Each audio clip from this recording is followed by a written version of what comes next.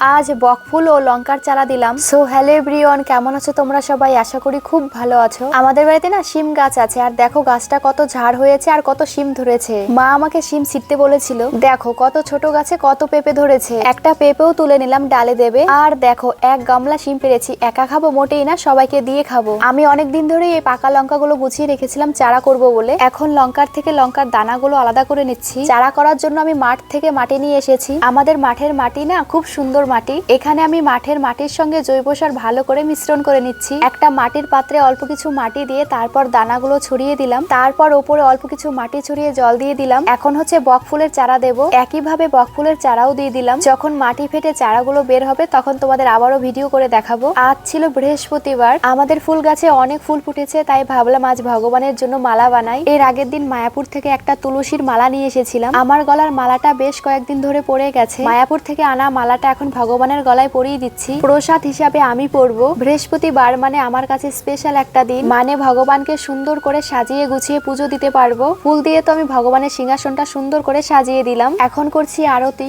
আমি না আমার মতো ভগবানের নিত্য দিনে সেবা করি। আজকের দিনটা আমার এইভাবেই গেল। তো আমার এই ভিডিওটা তোমাদের কাছে কেমন লাগলো সেটা অবশ্যই কমেন্টে জানিও। দেখা হচ্ছে পরবর্তী ভিডিওতে।